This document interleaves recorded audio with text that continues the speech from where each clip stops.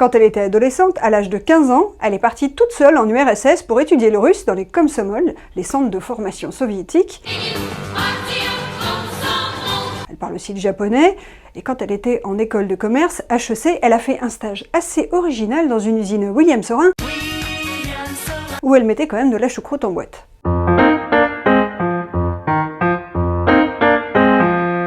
Qui se cache derrière Valérie Pécresse, qui est quelqu'un qu'on connaît finalement assez peu et qui protège énormément son jardin secret. Une femme qui veut gagner, ça peut être redoutable. Déjà, c'est la première fois qu'une femme est désignée pour porter les couleurs d'un parti de droite du gouvernement, un grand parti de droite, à la présidentielle, et ça n'est pas rien. Parce que Valérie Pécresse, c'est quelqu'un qui, dans sa carrière politique, a souvent été confrontée au problème du machisme. Je trouve un tout petit peu misogyne, si vous me permettez. Quand elle était à l'ENA, par exemple, on la surnommait méchamment « jeune et jolie », en référence à un magazine féminin de l'époque un peu tarte, il faut le dire, et ce, alors même qu'elle est sortie 2e du classement de sa promotion. Pour mémoire, je rappelle qu'Emmanuel Macron est sorti 5e du classement de l'ENA. Ensuite, quand elle est devenue députée des Yvelines, un jour, elle est invitée sur le plateau de Laurent Ruquier, il lui pose cette question. Et vous, Madame Pécresse, avec qui avez-vous couché pour en arriver là? Je crois pas que les spectateurs aient envie de me demander ça du tout. C'est vrai. Je crois que non. À droite, surtout, on la décrit souvent comme une bourgeoise, un peu pincée, un peu austère, un peu pet sec, et on la surnomme la Versaillaise, la blonde, ou alors encore la droite serre-tête. Ah, écoutez, il y a un malentendu avec moi. C'est ma blondeur. Alors c'est vrai qu'elle a parfois des côtés un peu empruntés. C'est pas quelqu'un qui est toujours très à l'aise dans les médias, à l'oral. Et pourtant, si on regarde son parcours, elle est un petit peu plus rock'n'roll qu'on l'imaginerait. Elle adore par exemple le cinéma. À son QG de campagne, il y avait des affiches partout, notamment une de Maître Yoda, avec ce slogan « May the force be with you. » Quand elle était adolescente, à l'âge de 15 ans, elle est partie toute seule en URSS pour étudier le russe dans les Komsomol, les centres de formation soviétiques.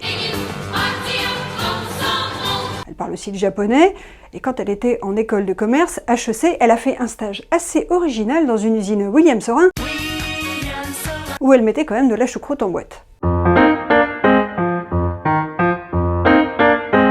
Quand elle était enfant, elle se voyait plutôt actrice ou alors psychiatre, comme son grand-père. En fait, elle s'est engagée en politique en 1998, auprès de Jacques Chirac, parce qu'elle avait envie de l'aider. Elle est devenue sa conseillère en haute technologie, et elle l'a beaucoup aidé, notamment à se familiariser avec l'informatique, parce que, comme on le sait, l'ancien président n'était pas super à l'aise avec les ordinateurs et le fameux mulot.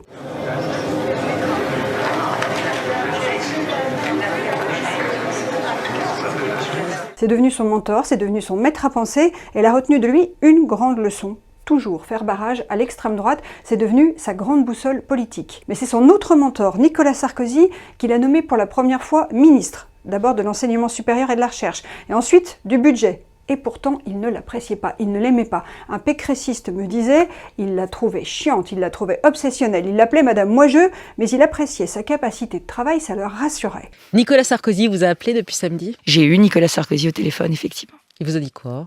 Félicitations. Et d'ailleurs, elle lui a laissé une des grandes réformes de son quinquennat sur l'autonomie des universités. Malgré des manifestations très dures, elle a tenu tête.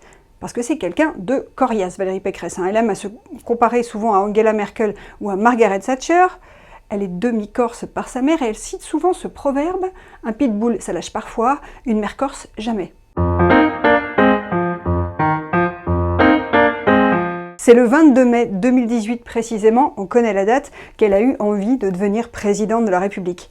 Et c'est un petit peu de la faute d'Emmanuel Macron, parce que ce jour-là, le président de la République organise à l'Élysée un grand sommet sur la banlieue, et il ne prend même pas la peine de l'inviter, alors même qu'elle est la présidente de la région Île-de-France, une région où les cités, les problèmes de quartier sont nombreux. Il faut casser les ghettos urbains. De ce jour-là, elle décide d'essayer de le détrôner. Surtout qu'Emmanuel Macron a raté une deuxième occasion de l'écarter de sa route.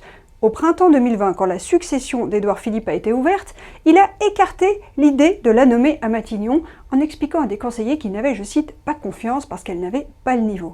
Je suis la seule à pouvoir battre Emmanuel Macron. Si jamais au mois de mai prochain, le président de la République se retrouve à transférer ses pouvoirs à Valérie Pécresse dans le salon doré de l'Élysée, il pourra peut-être méditer sur ses choix.